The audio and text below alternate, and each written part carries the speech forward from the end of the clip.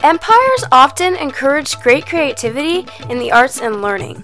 Today we will be talking about the arts of the Gupta Empire, as well as how it has changed or stayed the same from the Mauryan Empire.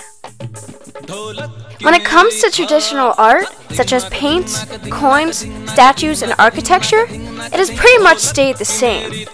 One common figure in both the Gupta and Mauryan Empire is Buddha, and they even have the same scenes painted in some of their paintings.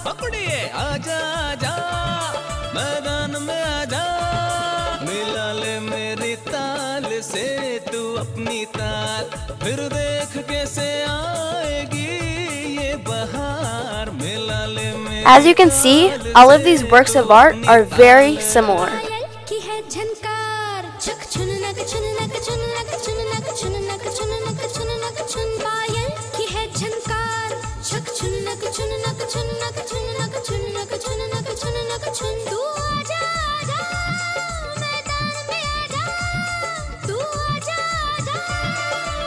This is Kalidasa, also known as the servant of Kali.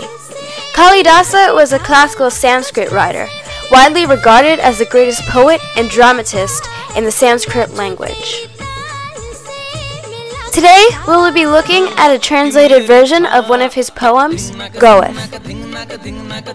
Wouldst thou the young year's blossoms and the fruits of its decline, and all by which the soul is charmed, enraptured, feasted, fed? Wouldst thou the earth and heaven itself in one sole name combine?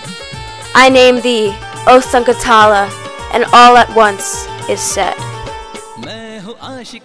Kalidasa also wrote a lot of plays in his lifetime.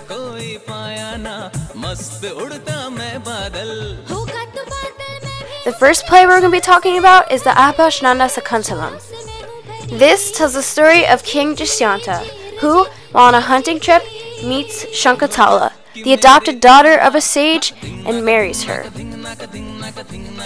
A mishap befalls them when he is summoned back to court. Sankatala, pregnant with their child, inadvertently offends a visiting sage and incurs a curse, by which Dushyanta will forget her completely until he sees the ring he has left with her.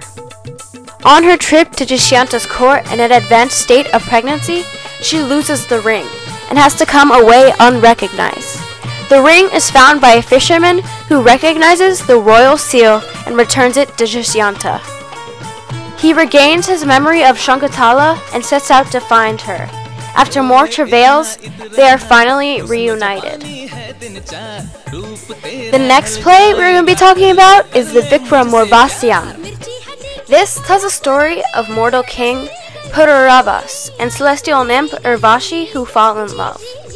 As an immortal, she has to return to the heavens, where an unfortunate accident causes her to be sent back to the earth as a mortal with the curse that she will die, the moment her lover lays his eyes on the child which she will bear to him.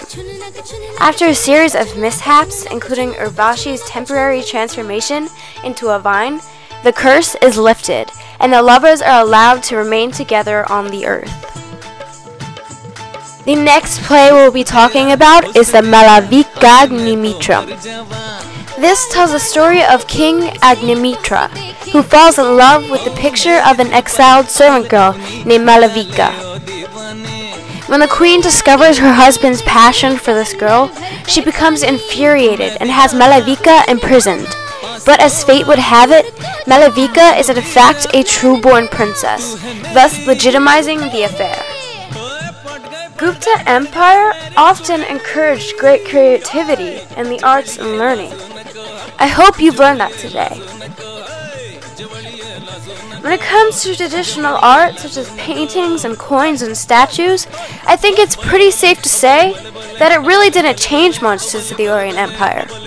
But what did change was the means of entertainment.